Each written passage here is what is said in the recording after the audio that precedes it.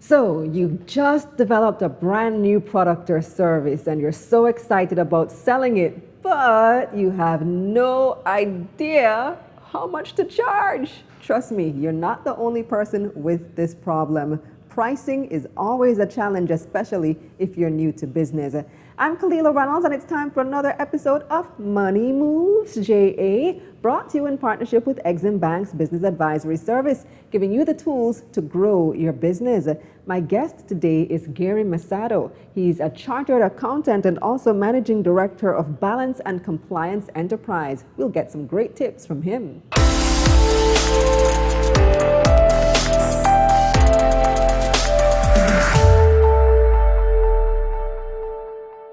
Welcome to the program, Gary. How are you doing? I'm doing great. It's a pleasure to be here. Good to hear you're doing great, because COVID time, Omicron and all of this drama. We're targeting entrepreneurs, Yes. in this forum, and I think for us, we have to become COVID pandemic proof, right? We can't let it stop the progress. So, Yes. yeah. Well, we're talking about a very, very important topic today, one that I still struggle with, and I know a lot of people starting, even people who have been in business for a while, still struggle with, and that is how to set prices. How do you know what to charge for your product and service? So I'm just going to throw that out there to you and let you tell us. Yeah. So off the bat, I will, for full disclosure, say that I'm still going through that process of trying to figure it out for my own business, as an entrepreneur of an accounting firm. About 4 years you've been around now. Yeah, about 4 years. You're still trying to figure it out. Still trying to figure it out. So I can definitely empathize with all the entrepreneurs. So I guess I would say I'm not coming here as the expert on the subject matter, but as a fellow sojourner, So if I were to share my journey, I would say, at the very beginning of my business, I was just glad to get business, I can relate to that. So the fact that somebody... you want to pay me? Yeah, exactly. So this is not a favor. You're going to pay me, right? Yeah. And so, obviously from there, because when you start, typically many entrepreneurs, they start small. So they start operating from, their home, a little home office situation, and your costs are very minimal. So truthfully, you're just trying to get a share of the market at that point. But, really, if you want to grow your business, you have to start to think about your price very carefully. Yeah, because at that initial stage, basically everything that you bring in is profit. Precisely. Especially if it's a service-oriented business like accounting, what you do. Exactly. Yeah, you hit the nail on the head. If it's service related, you are the only expense. Right. And if you're starting it small, many entrepreneurs, they have a full-time job. So really, this is, whatever they're earning on the side is brought up when they're starting out. Right. But if you realize that you're onto something, and you want to grow it and to develop it into a business, leave your full-time job now to make a career out of your side hustle, you have to start taking price into consideration very seriously. I would say the first big thing I would have had to pay attention to was understanding the market around me, when you're trying to figure out your prices, because you can't set a price in a vacuum. You need to figure out, okay, who are my customers? And I figure, because I think the way to start a business is small. I think it's an ideal way to start, honestly, because it allows you to kind of understand where your sweet spot is. Who am I trying to serve in the marketplace? And in a real way, I think your customers will help you to figure it out, because the reality is, if they are supposed to take your product, they need to be able to afford it, So it doesn't make sense you set this astronomical figure that nobody can afford. So I'd pay attention to my customers. I would also look at, my competitors. So the people that I'm trying to serve, how are other people serving them? Right. What do they charge? Yeah, what's happening out there in the market? And I found out I was woefully lower, than my competitors. And I was like, no man, this has to change. I can't. Which can be seen in both as both a pro and a con. So yes, you're cheaper, but then many times people equate price with value. Right. And they say if you're that much cheaper, then you must be that less good. You know? Exactly. And truth be told, I mean, I think if you're starting out in an area and there are players in the industry longer than you are, then of course you're going to need to earn your space in the market. Right. You know, so I don't think you should necessarily be trying to be at the same point with your competition if you are starting out. Right. You know, but I think you should definitely pay attention to how people are responding to your competitors, because I think, you know, you will hear, you know, even through conversation, doing your own inquiry, where people may be saying, what I really want is a better quality service or a better quality product. So you may come to realize that what the market is looking for is not necessarily better prices, but the market is looking for maybe something more reliable, you know, of a better, you know, value, more convenient to them. Right. So that may help you to realize, okay, I shouldn't really be trying to be the cheapest. You know, this is really what the market is looking for.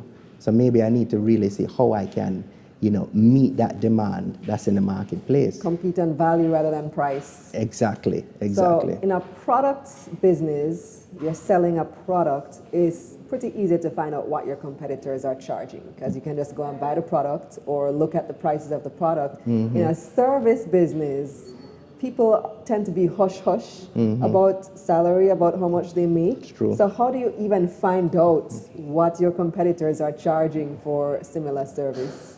And, you know, I have found that you just need to be curious, you know. I think you shouldn't be afraid to go and get the information. So I mean, one of the things I would often do is look at other people who are using services, you know, like mine, and find out what they're paying, you know.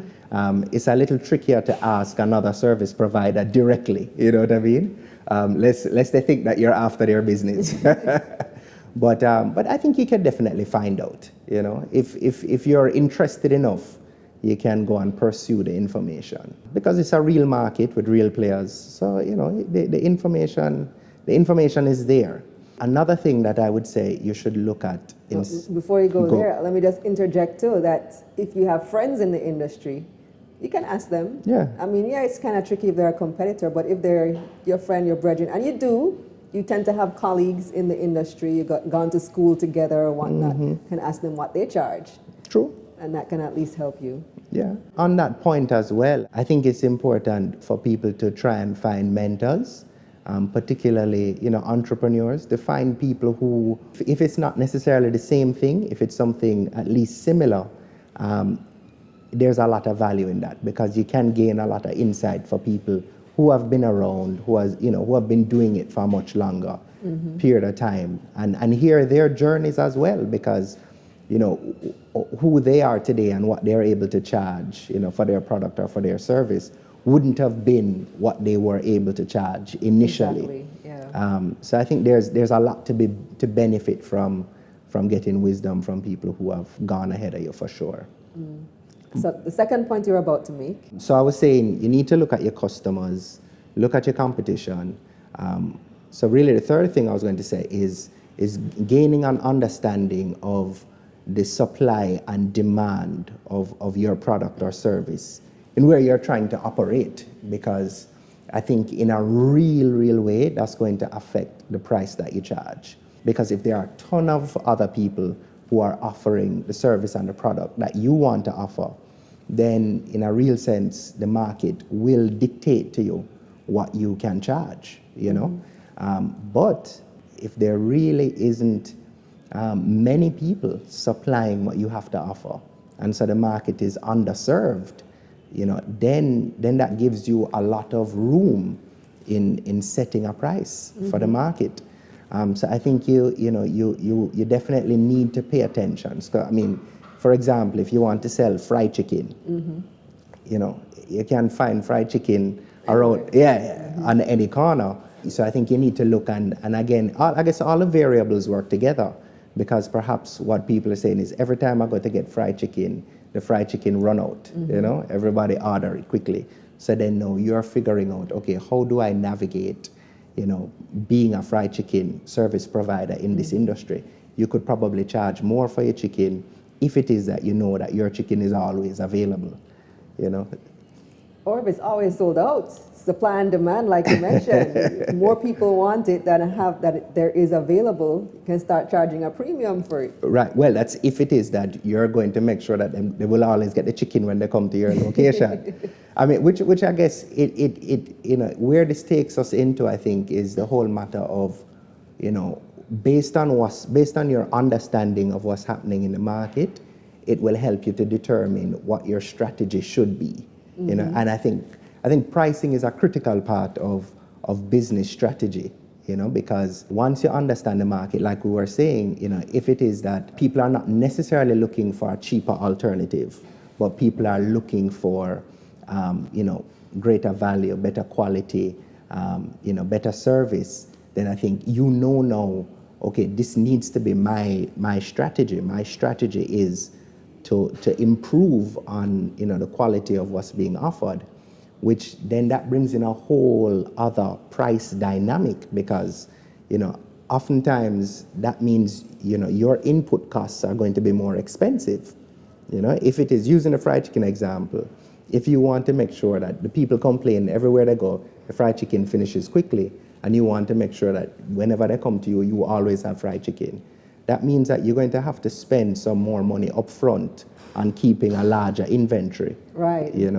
So I think your strategy is going to dictate your price in a significant way in how you function in the market, because you may decide, I just want to be cheaper than everybody else. That's your strategy. So that you always have to be making sure that your price is so you're selling on volume if you're doing exactly the cheaper prices. Exactly. You say, all right, so my strategy is to try and get as much people through the door as possible. You have to understand the market to know how you want to position yourself, and that in a real way, your price will determine that. Right. Important points. So another thing that you mentioned that you have to take into consideration, you mentioned when you started hiring people, so you have to look at what does it cost me to make this product, right? Yeah, so just going personally, in respect to that, we were chatting before the cameras were rolling a little bit, and the point we're making, and I'm sure entrepreneurs can relate, is when you start the business, you are invested. So you're just trying to grow this thing, and you figure, you'll benefit more and more as time goes on. But when you hire somebody, they don't have that long-term view of, okay, this company will be able to pay me well. God bless you if you hire people like that, right?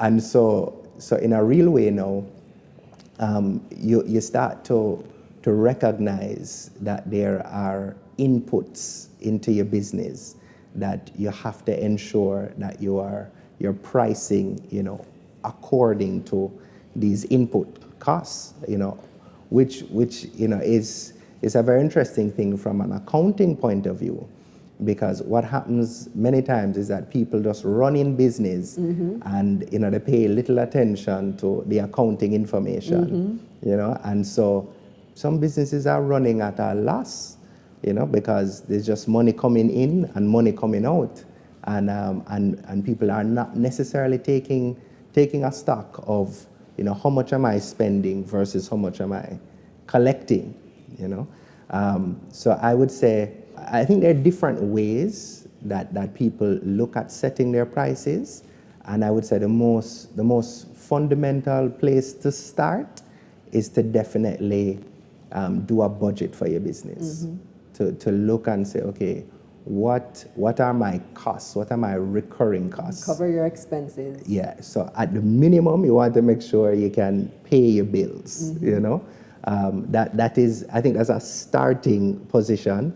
But then, of course, you want to make a profit, right? As a business owner. How much profit should we be aiming for?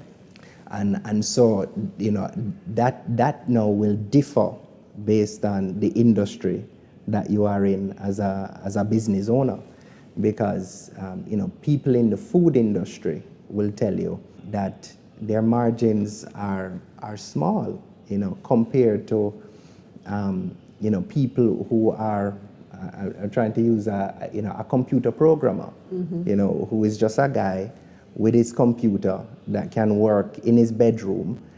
So his costs are much lower, but then not many people can do what the computer programmer does. Exactly. So for them, their costing dynamic is much different. They could probably be making 100% profit by the time they pay their internet bill, and buy their apps and so on. Whereas a person in the food industry, who has to be buying food, constantly, paying people to help them to cook, their profit is going to be much smaller. So it's really hard to say how much profit you should be making. There's a really good book I read. The guy's name is Michael Michalowicz. I don't know if you've heard of it. Mike Michalowicz, yes. Profit First. There you go. I've had him on the show. Really? Yes, virtually. Yeah, I need to find that episode. Yeah, That's amazing. That's amazing. I found that book revolutionary as an entrepreneur because, the mindset that you often have going into business, as we said earlier, was I'm just glad to get business and eventually, I will benefit from it. But when I read the book and I heard his perspective to say, no, you need to make sure you're making a profit. I thought it was, very powerful. And so, which relates to pricing in a very significant way, because if you don't set the right price, then that the profit will always be elusive. But I would say that would be the most basic level to start at in setting your prices, is working out a real budget for yourself. Solid advice there, Gary. Thank you so much. Yeah, man. My pleasure.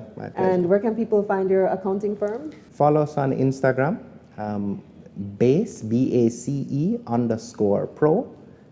Is an easy place to find us. Here's a recap of Gary's key points.